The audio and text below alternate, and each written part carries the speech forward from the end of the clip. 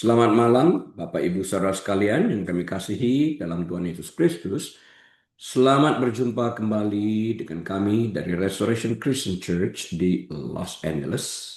Saya Hari Lee, Gembala Sidang, dan hari ini kita akan melanjutkan pendalaman Alkitab kita dengan kitab Injil Yohanes pasal yang ke-12, ayat yang ke-13. Kita awali dengan doa. Roh Kudus, kami undang Kau untuk menjadi guru kami, bantu kami untuk mengerti, singkapkan setiap rasa firman yang masih terselubung, mampukan kami mengerti, dan saat kami melakukan, kami dimerdekakan. Berpuji Engkau dan kami bersyukur menerima kebenaran firman-Mu dalam nama Tuhan Yesus. Amin. Baik, Bapak, Ibu, Saudara sekalian, mari kita buka Alkitab kita kepada Injil Yohanes pasal yang ke-12, ayat yang ke-13.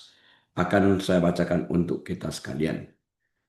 Mereka mengambil daun-daun palem dan pergi menyongsong dia sambil berseru-seru, Hosana, diberkatilah dia yang datang dalam nama Tuhan, Raja Israel.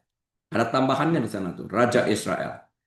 Took branches of palm trees and went out to meet him and cried out, Hosanna, blessed is he who comes in the name of the Lord, the King of Israel. Nah, cabang-cabang pohon palem adalah simbol kemenangan di zaman itu.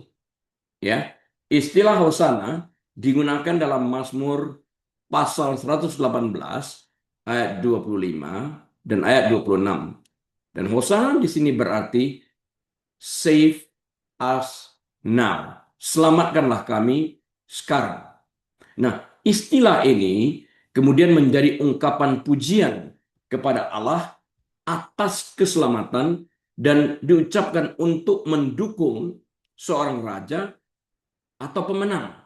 Jadi ini perkataan Hosana ini berkaitan dengan kedudukan posisi seorang raja atau pulang perang membawa kemenangan. Hosana. Jadi orang-orang yang merayakannya, jadi orang-orang yang merayakan masuknya Yesus ke kota itu dengan sengaja menetapkan gagasan perjanjian lama kepadanya.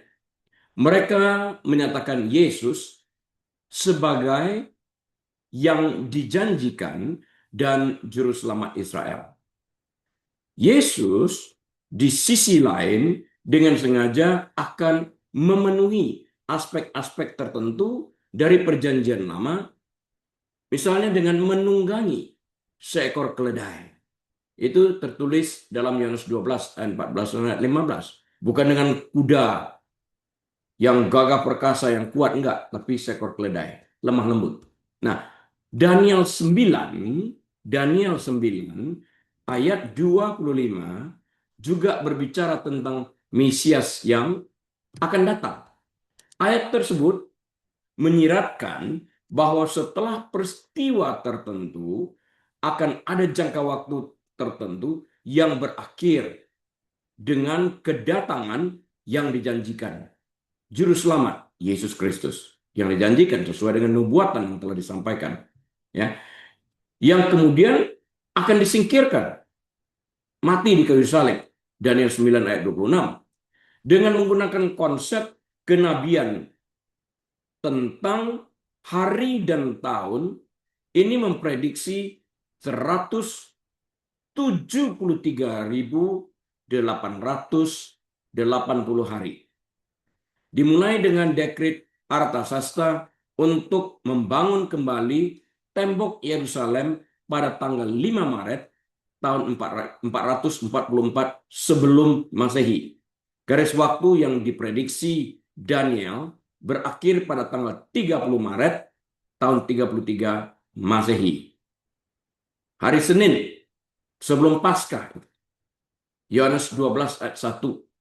Yohanes 12 ayat 12. Nah, sayangnya Bapak Ibu Saudara sekalian, banyak orang masih salah memahami sifat peran Yesus.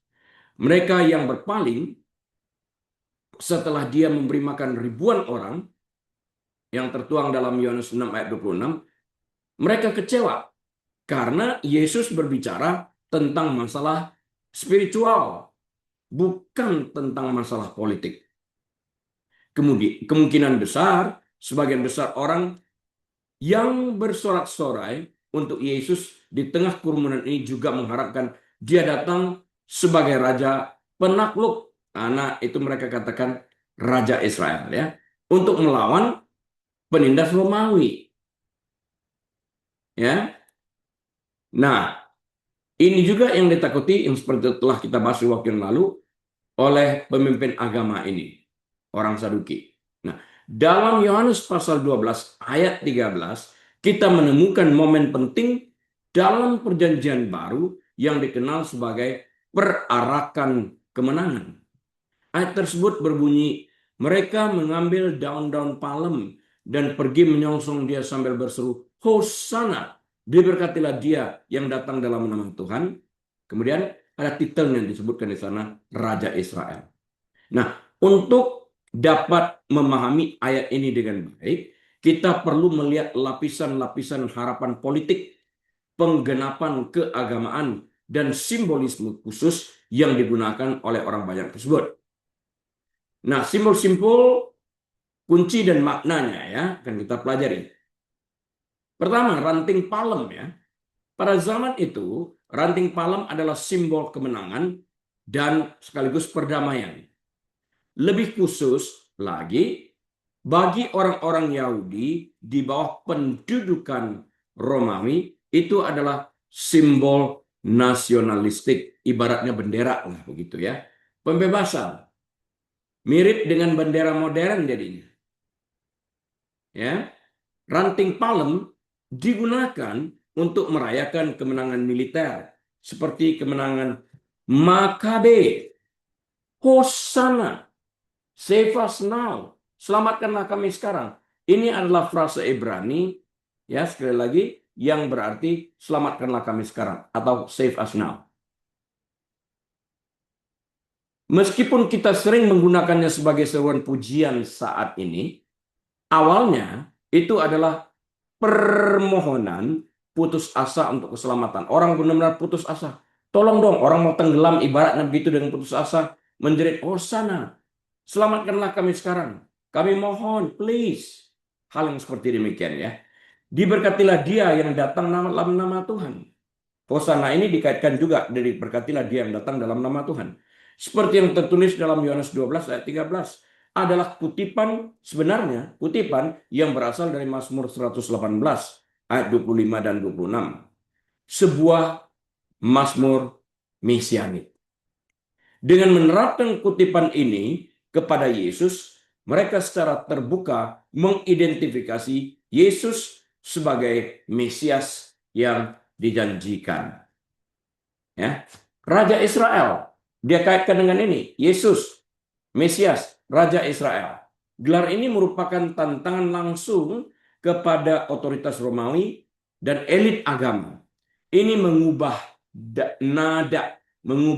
nada dari perayaan keagamaan menjadi potensi pemberontakan politik. Mereka mengaitkan, tapi Yesus datang dengan keledai. Di luar harapan mereka. Makanya waktu crowd yang sama ini mengatakan, Hosana, terpujilah dia yang datang dalam nama Tuhan, Raja Israel. Beberapa saat kemudian, beberapa hari kemudian mengatakan salibkan dia. Karena harapan mereka tidak terpenuhi. Dalam arti permintaan politik mereka untuk menyelamatkan mereka dilepaskan dari penindasan kaum Romawi ini. Ya. Adanya sebuah konflik harapan. Ada ironi yang mendalam dalam ayat ini. Orang banyak mencari pembebasan politik. Seorang raja yang akan menggulingkan kekaisaran Romawi. Mereka menginginkan singa, tetapi Yesus datang sebagai anak domba. Ironi kan? Sementara mereka berseru Hosana, selamatkanlah kami sekarang. Jadi mereka dalam perkataan itu dikaitkan dengan mengharapkan keselamatan dari Roma yang menjajah mereka. Sebenarnya itu yang mereka maksudkan. Yesus memasuki Yerusalem untuk memberikan keselamatan bukan dari Roma, tapi dari dosa. Rohani, spiritual. Nah, kesalahpahaman ini, ya, kesalahpahaman inilah yang menyebabkan banyak orang dalam kerumunan yang sama nantinya akan menyerukan salibkan dia, menyerukan penyalipannya. Hanya 5 hari kemudian, ketika dia tidak memenuhi harapan politik mereka untuk menumbangkan pemerintahan Romawi. Ya, signifikan teologisnya apa? Pencantuman peristiwa ini oleh Yohanes berfungsi untuk memvalidasi klaim Yesus atas kerajaan, tetapi juga mempersiapkan panggung untuk saat kemuliaan yang menjadi fokus Yohanes. Kita harus mengerti waktu membaca ini, melihat dari sudut pandang mata Yohanes yang mendapatkan ilham daripada Roh Kudus itu. Jangan memandang dari sudut pandang dunia. Kalau kita, saya beri contoh misalnya ya, di luar ini sedikit supaya dapat mengerti ini. Kalau kita melihat dari sudut pandang dunia, kita akan mengerti Pilatus itu adalah hakim, Yesus adalah yang terdakwa. Tapi kalau kita melihat dari sudut pandang Yohanes, kita akan melihat Pilatus bukan sebagai hakim, tapi justru sebagai seorang terdakwa, dan Yesus itu adalah pemerintah kebenaran. Pilatus gagal untuk mengerti, melihat apa yang disampaikan oleh Tuhan Yesus ini. Sehingga dia bertanya, what is truth? Dia gagal di sana. Ya. Jadi kita harus melihat dari kacamata Yohanes yang memandang, membawa Yesus itu untuk ditunjukkan, dia ini juru selamat. Mati untuk menebus dosa. Ya. Dalam Injil Yohanes, penobatan Yesus bukanlah di atas takhta emas harfiah di Yerusalem, tetapi di atas salib. Kalau raja kan di dunia ini ada tahta berkelewat emas dan semuanya, tapi Yesus di atas salib. Untuk mendapatkan gambaran lengkap tentang peristiwa ini, ada baiknya untuk melihat bagaimana keempat penulis Injil menekankan aspek-aspek menekankan aspek berbeda dari kedatangan Yesus ke Yerusalem. Meskipun mereka semua sepakat tentang peristiwa-peristiwa intinya, detail-detail spesifik yang mereka sampaikan menyoroti tema-tema teologis yang apa? Yang berbeda di dalam hal ini. Ya. Nah, kita akan lihat terlebih dahulu, saya share deh ya. Ini slide-nya. Ini. Kita lihat di sini the synoptic comparison. Ya, dari Matthew, Mark, Luke, and John. John ini personal observation, autoptic ya. Ya, beda dengan Matthew, Mark, and Luke, synoptic. John ini personal observation, autoptic. Kita lihat di sini, synoptic comparison ini. Fokus. Kita lihat dari pihak Matthew ini, animal. Mentions both the donkey and the colt to emphasize Zechariah chapter 9 verse 9. Dia melihatkan di sana, dia menekankan sesuai dengan nubuatan yang ada. Dia menonjolkan kembali bahwa Yesus itu datang dengan donkey, the colt, keledai muda di sana ya. Kingship dan profesi yang kita lihat di sana digenapin di sana. Sedangkan dari Injil Markus, servanthood, hamba.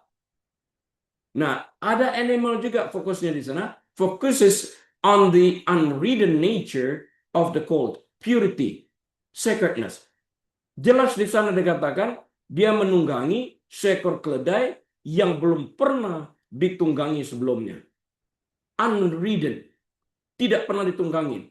Ya, itu menunjukkan purity, sacredness. Yesus yang pertama menungganginya. Kalau kita lihat di dalam Injil Lukas, Luke, dia fokusnya adalah pada compassion. Kalau Matthew tadi fokusnya pada kingship, profesi, Mark fokusnya pada servanthood, Luke fokusnya pada compassion. Sama-sama animalnya di sini adalah colt atau donkey ini tadi. Nah, pada Luke ada compassion di sana. Focuses on the donkey and the disciples race. Dia melihat adanya praises di sana. Sedangkan pada John, personal observation. Karena ini penting pada John ini. Kita harus membaca, melihat dari sudut pandang Yohanes yang mendapatkan ilham daripada Roh Kudus itu sendiri. Yang tiga pertama Matthew, Mark, Luke, Matius, Markus, Lukas, ini sinoptik semuanya mirip-mirip. Adalah John berdasarkan pengalaman observasi pribadinya di dalam hal ini. Divinity and glory. Keilahian. Animalnya masih tetap sama di sana, donkey, ya, keledai. Mentions the young donkey briefly. Singkat aja. Ada keledai muda di sana. Focuses more on the crowd's reaction. Dia lebih banyak fokusnya berdasarkan pengamatannya terhadap reaksi daripada the crowd, orang banyak di sana, the mob. Ya. Nah, kalau kita lihat crowd-nya itu sendiri bagaimana dari Injil sinoptik ini. Matthew, kita lihat. Dari the crowd, a very great multitude dikatakan. Banyak sekali orang. Kalau pada Mark, dia melihat ini, yang tadi a very great multitude, sekarang orang meletakkan pakaian-pakaian mereka, jubah-jubah mereka, sebagai tanda penyerahan diri, penaklukan diri. Ya. Adalah pada Lukas ditunjukkan di sana, the whole multitude of the disciples. Banyak orang di sana termasuk para rasul hadir di sana. Ya. Nah, dalam Injil Yohanes, a great multitude that came because of the raising of Lazarus. Mereka datang karena mereka mendengar berita tentang orang yang sudah 4 hari mati dibangkitkan, Lazarus. Mereka ingin tahu kebenaran daripada apa yang mereka dengar ini. Sungguhkah? Kalau begitu, Yesus ini pribadi yang luar biasa. Apakah dia berhenti pada titel kenabian atau beyond?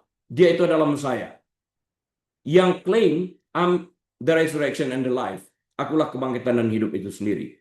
Yohanes dengan jeli menempatkan ini, mengarahkan orang kepada kingship, kepada kerajaan keilahian, kepada Yesus sebagai Mesias. Diarahkan ke sana. Ya. Nah, key detailnya seperti apa? Dari sisi Matius, focuses on the city being moved, shaken. Begitu banyak orang tergoncang kota itu melihat ada satu pribadi ini tadi. Ya, karena Yesus masuk. Disambut dengan arak-arakan. Markus adalah yang menunjukkan tentang servanthood ini tadi. Mention Jesus looking around the temple and living. Dia sebagai servanthood, datang sebagai pelayan. Ditunjukkan di sana, dia melihat hanya sepintas ditunjukkan di sana tentang temple, dan kemudian dia meninggalkan itu semuanya. Adalah Luke atau Lukas records Jesus weeping over Jerusalem and the stones crying out. Yesus ini yang menubuatkan tentang Yerusalem, Yerusalem, betapa aku merindukan engkau berada di bawah kepak sayap induk ayam ini. Tapi kemudian dia katakan tidak ada satu batu pun yang tertinggal tersusun di atas batu yang lainnya. Tentang peruntuhan daripada bait Allah Yerusalem ini sendiri yang digenapi nanti. Nah, kalau kita melihat dari pengamatan Yohanes seperti apa? Divinity and glory-nya diarahkan kembali kepada divinity and glory ini. Highlights that the disciples did not understand these things until after the resurrection. Yang lalu kita bicarakan, seringkali sesuatu yang bersifat seperti ini tidak dimengerti sampai sesuatu itu telah terjadi dan orang menoleh kembali ke belakang, dikatakan di dalam Alkitab, maka teringatlah mereka akan apa yang telah Yesus katakan sebelum penyalibannya itu sendiri. Bahwa dia akan meruntuhkan bait Allah, dan bahwa bait Allah itu diruntuhkan itu dirinya yang disalibkan, dan kemudian dalam 3 hari dia bangun, dia bangkit. Mereka tidak mengerti sampai kejadian itu telah terjadi. Ini pengamatan daripada Yohanes itu sendiri. Berbeda dengan sinoptik dari Matius, Markus, dan Lukas. Sekali lagi saya tekankan, Yohanes ini bersifat personal observation, autoptik. Jadi bersifat observasi pribadi. Dekat banget dia dengan Yesus itu. Dia melihat Yesus itu dari sudut pandang yang sangat berbeda. Ya. Nah, saya stop sharing ini dulu. Elemen-elemen khas dalam Injil Yohanes ini. Yohanes pasal 12 ayat 13 yang kita baca tadi, unik. Unik banget. Karena secara spesifik menyebutkan cabang-cabang palem. Yang tadi saya katakan seperti bendera modern aja. Tanda kemenangan. Tapi mereka mengaitkan ini dengan politik karena mereka ingin Yesus datang sebagai raja untuk mengalahkan pemerintah Romawi. Dia membangkitkan orang mati, no problem untuk mengalahkan orang Romawi. Tapi mereka kecewa. Mereka tidak melihat Yesus datang dengan kuda yang berotot kuat, tapi dengan keledai muda. Nah, menariknya, Bapak Ibu Saudara sekalian, Injil Sinoptik, Matius, Markus, dan Lukas menyebutkan ranting atau cabang-cabang berdaun. Ranting atau cabang-cabang berdaun. Ingat nih perbedaannya. Matius, Markus, Lukas mengatakan ranting atau cabang-cabang berdaun yang dipotong dari ladang. Tetapi hanya Yohanes berdasarkan pengamatan pribadinya ini tadi yang secara spesifik mengidentifikasinya sebagai pohon palem. Again, di sana berbeda antara sinoptik. Sinoptik yang sama-sama aja. Matius, Markus, Lukas dikatakannya ambil cabang-cabang berdaun dan potong dari ladang. Ya, Yohanes pengamatan pribadinya ini tidak mengatakan itu secara spesifik. Dia mengatakan itu dia diidentifikasikan sebagai pohon palem. Berbeda. Ini adalah detail penting karena beberapa alasan. Yang pertama, detail pentingnya itu adalah tentang perayaan perayaan Pondok Daun. Cabang-cabang palem dikaitkan dengan lulaf yang digunakan selama perayaan Pondok Daun, melambangkan pemeliharaan dan sukacita yang berasal dari Allah itu sendiri. Kaitan dengan Lazarusnya seperti apa? Yohanes memberitahu kita bahwa kerumunan itu sangat besar. Ya, great multitude. Karena kabar tentang Yesus membangkitkan Lazarus dari kematian telah menyebar. Ya, cepat sekali, viral, goes viral. Mujizat ini berfungsi sebagai titik balik yang memaksa para pemimpin agama untuk bertindak. Ya, karena mereka kehilangan suara. Orang-orang sudah mengalihkan perhatian mereka kepada satu pribadi, Yesus. Ini diucapkan mereka, nanti kita lihat lagi. Engkau sudah kehilangan crowd-nya, kehilangan pendukung, kehilangan pengikut. Mereka beralih kepada satu pribadi yang membangkitkan orang mati ini. Nah, pemahaman yang tertunda itu seperti apa jadinya? Yohanes sangat jujur. Jujur banget tentang fakta bahwa para murid bingung selama peristiwa itu. Bingung mereka. Hanya melalui bimbingan Roh Kudus, setelah kebangkitanlah mereka menyadari bahwa mereka menyaksikan penggenapan nubuat kuno. Jadi nubuat itu terjadi di depan hidung mereka.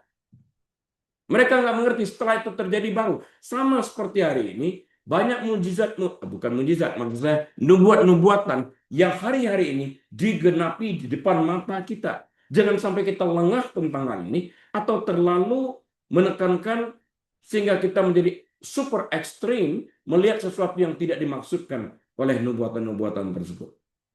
Jadi kita harus berhati-hati banget. Dan pada saat yang sama, penyesatan ada di mana-mana. Saya menemukan lagi penyesatan yang baru-baru ini. Ya. Mengapa cabang-cabang itu penting? Mengapa itu begitu relevan?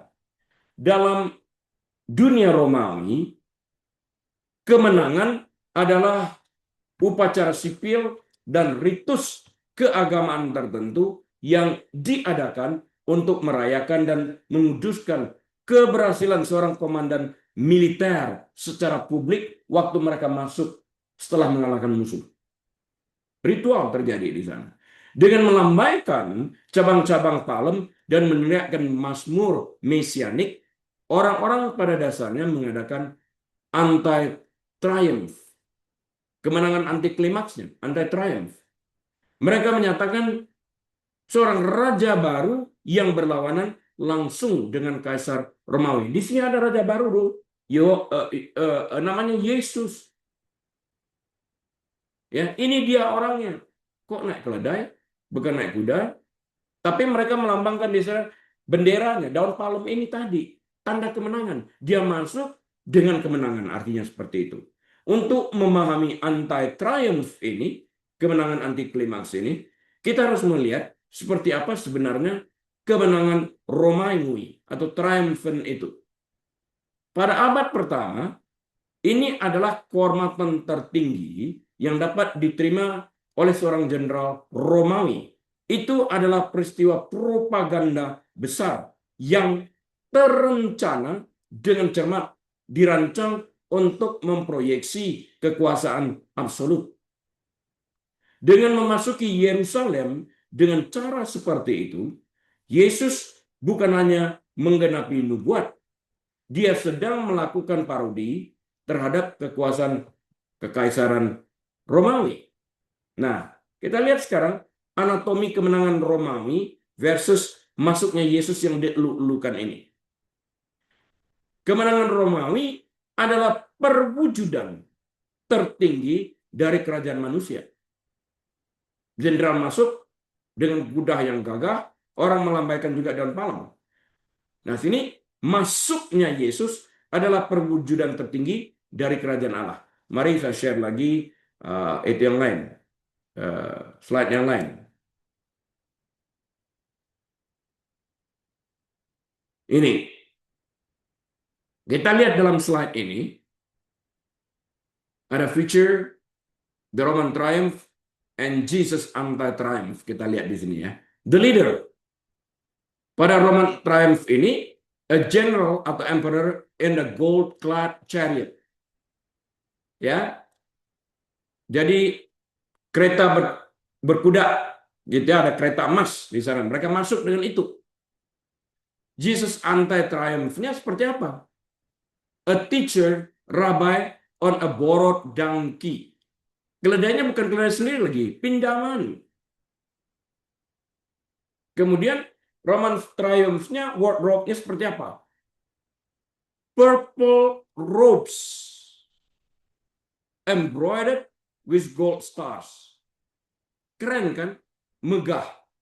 Baju berwarna purple di sana, embroidered dengan gold stars. Yesus bagaimana? Ordinary seamless tunic. Seamless ini ditekankan di sini oleh Yohanes dan sangat penting. Nggak ada jahitannya, nggak ada sambungannya. Seamless tunic. People's dusty clothes on the road. Orang menempatkan pakaian-pakaian mereka di jalanan. Surrender. Raja datang. Apa adanya di sana. Weapons mereka apa? Apa yang dilihat di sini pada Roman triumph ini? Soldiers carrying the spoils of wars and weapons.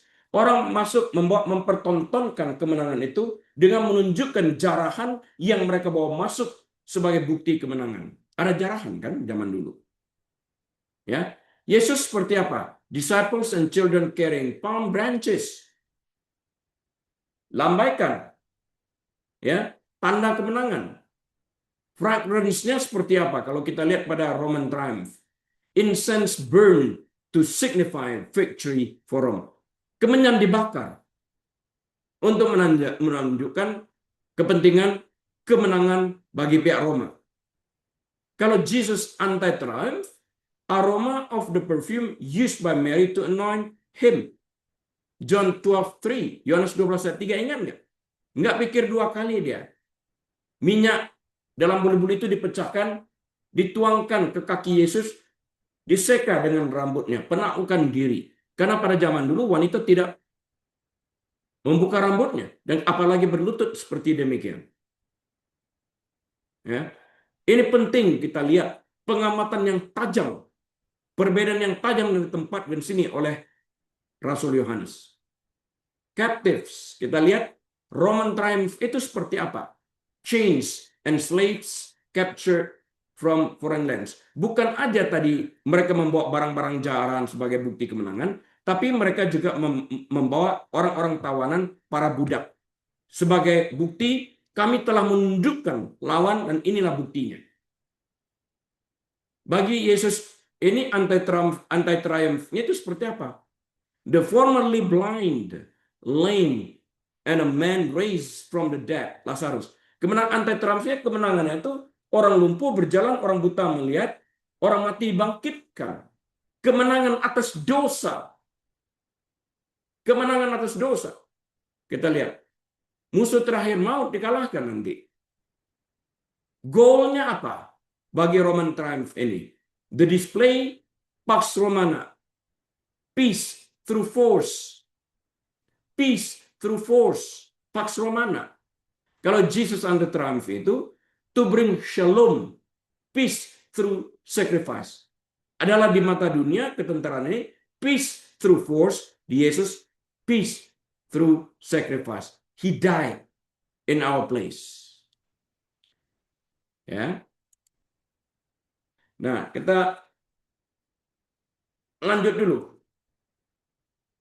Seamless tunic yang saya katakan tadi itu dikenakan oleh great high priest. Great high priest. Unity of church. Unity of the church. Kita lihat di sana. Ya. Nah, high priest kita yang sekarang tidak berganti-ganti lagi karena dia hidup selamanya.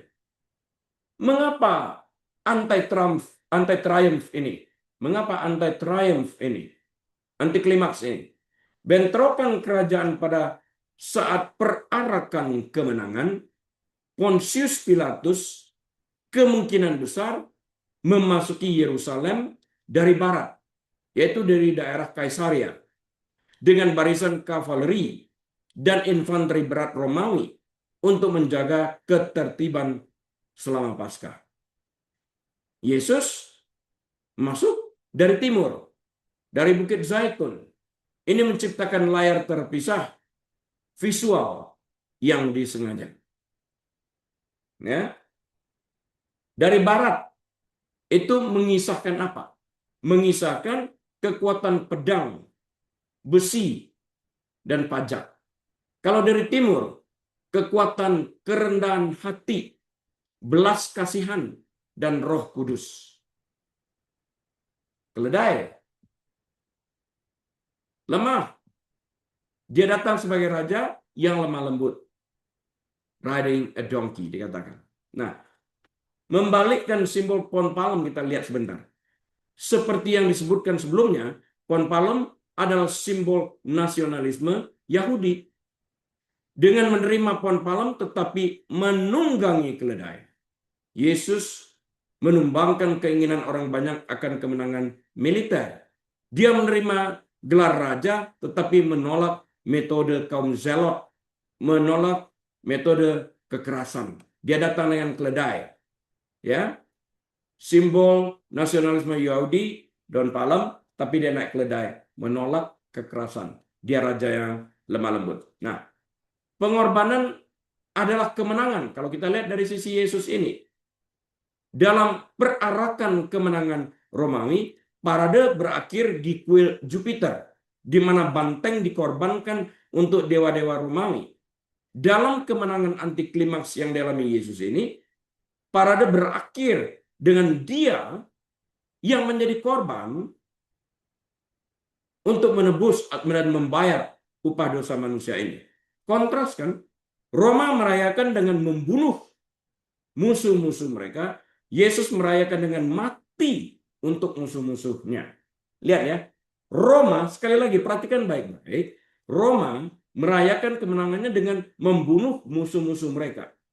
Adalah Yesus merayakan dengan mati untuk musuh-musuhnya. Nah, implikasi sosialnya seperti apa? Bagi orang-orang yang menyaksikan, ini adalah teater politik tingkat tinggi. Itu adalah ejekan publik yang berani terhadap gagasan bahwa kekuatan adalah kebenaran. Kesederhanaan Yesus memberitahu orang-orang Israel yang tertindas bahwa raja sejati mereka tidak membutuhkan kuda jantan yang kekar itu atau legiun untuk menjadi penguasa. Tidak sama sekali. Kuasa bukan terletak pada besarnya suara dan juga tidak terletak pada betapa tajamnya pedang yang dibawa mereka. Juga bukan terletak pada kereta berkuda. Dalam Yohanes pasal 12 ayat 19, para pemimpin agama memberikan penilaian paling jujur tentang kemenangan anti klimaks Yesus. Mereka berkata satu sama lain, kamu lihat sendiri bahwa kamu sama sekali tidak berhasil. Lihatlah, seluruh dunia datang mengikuti dia. Dia itu siapa? Yesus. Ya, dia mengatakan kamu gagal nih. Dia katakan kepada pemimpin agama Yahudi ini, para imam besar ini, orang Saduki. Reaksi ini adalah puncak dari frustrasi mereka. Berikut adalah bagaimana momen kemenangan anti klimaks itu secara spesifik memicu peristiwa-peristiwa yang terjadi selanjutnya itu. Ya, ada pengakuan kekalahan para Farisi. Para Farisi telah mencoba segalanya untuk menghentikan Yesus. Debat publik mempertanyakan otoritasnya, otoritas Yesus, dan bahkan mengancam orang-orang yang mengikutinya ketika mereka melihat kemenangan anti klimaks Yesus. Daun palem ada di sana, seruan hosana, save us now, dan banyak orang mereka menyadari bahwa kendali legalistik mereka mulai goyah. Lihat, orang banyak mengikuti dia. Kendali legalistik mereka melemah di sini. Tidak berhasil apa-apa. Mereka mengakui bahwa taktik lunak mereka, kata-kata dan ancaman, lunak saya kasih tanda petik, ya, kata-kata dan ancaman mereka sebenarnya telah gagal total. Seluruh dunia datang mengikuti dia. Yohanes 12 ayat 13 tadi dikatakan. Ini adalah hiperbola Alkitab klasik, hyperboli. Tetapi ini menyoroti ketakutan mereka akan pergeseran total dalam kekuasaan sosial.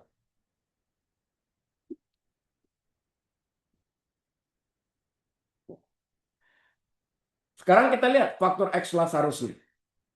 Injil Yohanes secara unik menghubungkan peristiwa masuk Yerusalem dengan kebangkitan Lazarus. Ini autoptik kembali, dia mengamati berdasarkan pengamatannya. Dalam Yohanes 12 ayat 17-18 kita melihat bahwa orang-orang yang bersama Yesus ketika dia memanggil Lazarus keluar dari kubur memberi kesaksian kepada orang banyak. Bukan murid-murid, bukan Yesus.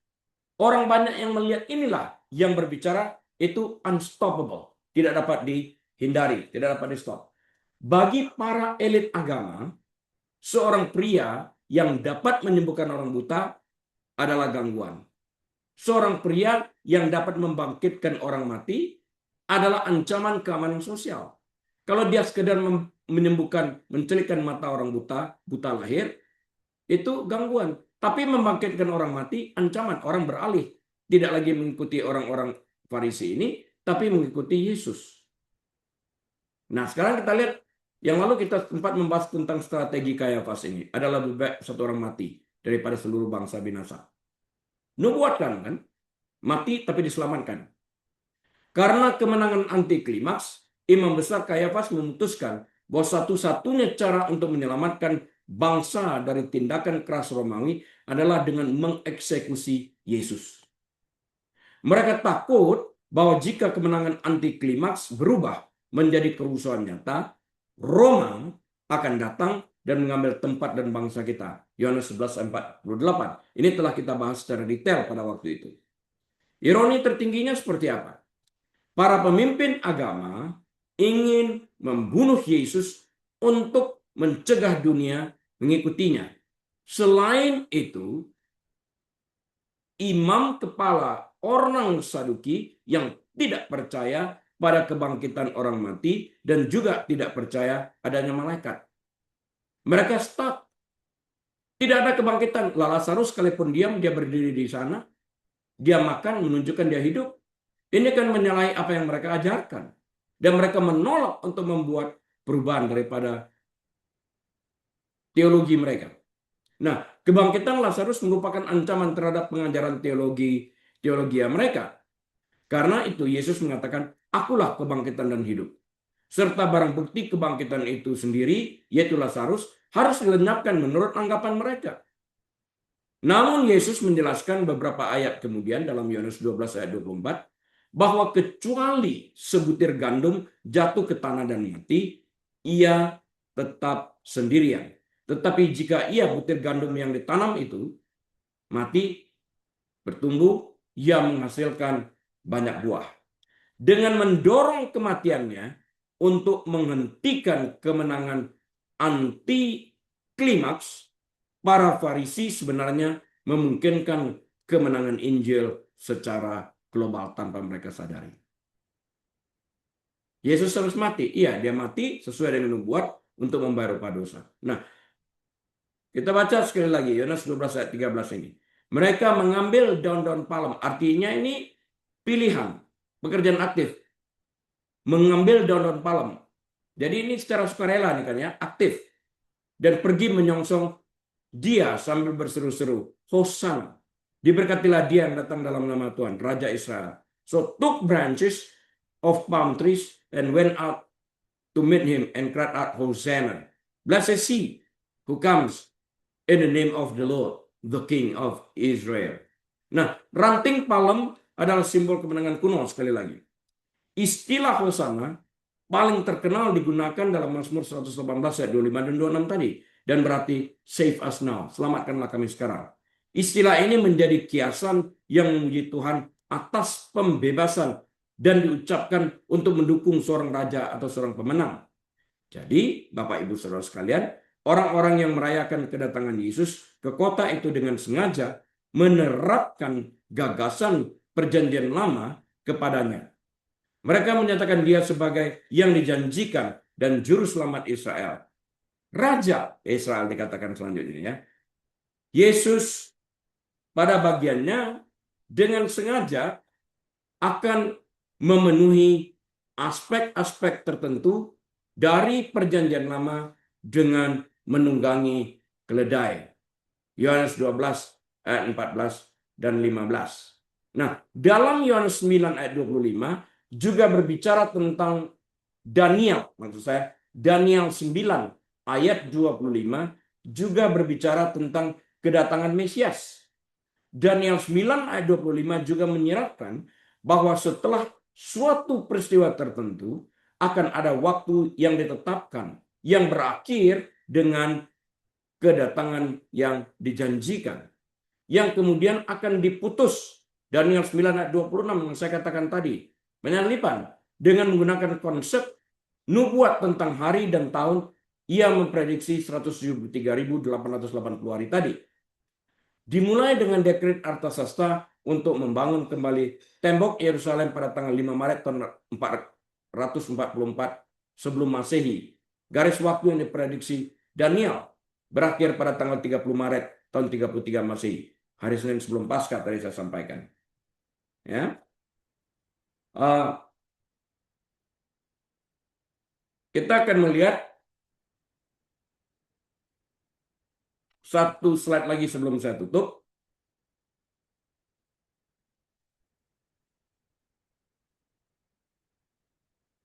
Bisa lihat ini. Masuknya Yesus ke Yerusalem dengan kemenangan adalah salah satu dari sedikit peristiwa yang tercatat dalam keempat Injil. Injil Sinoptik, Matius, Markus, Lukas, dan Yohanes Autoptik. Ya, meskipun mereka sepakat tentang peristiwa Injil tersebut, peristiwa inti tersebut, setiap penulis menyoroti detail yang berbeda untuk menyesuaikan dengan audiens, dengan tujuan teologis mereka masing-masing. Jadi ada 4 pengarang Injil terutama, Matius, Markus, Lukas, Yohanes. Kita lihat feature. Primary audience menurut Matius itu adalah Jewish Christians. Menurut Markus, pasal 11 ayat 1 sampai 11, Romans Christian. Kalau Matius pasal 21 ayat 11 dia mengatakan Jewish Christians, adalah Markus 11 ayat 1 sampai 11 mengatakan Roman Christian. Dari Lukas pasal 19 ayat 28 sampai 44, primary audience-nya ditunjukkan sebagai Gentiles, Greeks, orang Yunani. Yohanes berdasarkan pengamatannya, Autoptic Gospel, pasal 12 ayat 12 sampai 19 mengatakan the world, universal, secara keseluruhan. Ya, animal yang dipergunakan, binatang yang dipergunakan, semuanya sama di sini. Matius, a donkey and a colt. Markus, a colt. Lukas, a colt. Yohanes, a young donkey. Colt, donkey, sama aja. Ya. Reaksi crowd itu seperti apa? The crowd's reaction. Dari Matius dikatakan, they cut branches from trees. Kalau dari Markus, cut leafy branches from fields. Lukas, spread cloths on the road, menempatkan pakaian-pakaian mereka agar dilewati oleh keledai yang menunggangi Yesus. Yohanes satu-satunya berdasarkan observasinya menuliskan specifically palm branches. Nah, unit detailnya seperti apa? Dari Matius, focus on a city in a stir. Ya. Dari Markus, Jesus enters the temple and looks around, then leaves. Lihat, kemudian pergi. Tinggalkan, dia bernubuat tentang Yerusalem itu sendiri, temple. Lukas menunjukkan Jesus weeps over Jerusalem. Menangisi, Yerusalem, Yerusalem, betapa aku rindu melihat engkau bagaikan anak ayam yang berlindung di bawah kepak sayap induknya. Ya. Kalau dari sisi Yohanes, the Pharisees say, orang-orang Farisi berkata, the world has gone after him. Dunia telah mengikuti dia, katanya di sana. Ya, baik Bapak Ibu Saudara sekalian, cukup dulu sampai di sana. Sekalipun belum selesai di sini ayat yang ke-13 ini, saya masih butuh cukup banyak waktu. Nah, sampai lain kesempatan kita akan sambung kembali dan kita tutup di dalam doa. Tuhan Yesus, kami terima kasih hamba-Mu telah selesai berbicara. Biarlah Engkau terus berbicara, menolong kami, sehingga kami secara keseluruhan mengerti apa yang tertuang di dalam Injil Yohanes pasal 12 ayat 13 ini, dan menjadi pelaku yang aktif di dalam nama Tuhan Yesus. Amin. Baik, Bapak Ibu Saudara sekalian, atas izin Tuhan, kita akan berjumpa kembali minggu depan, dan dari Los Angeles, saya Rili mohon diri. Shalom.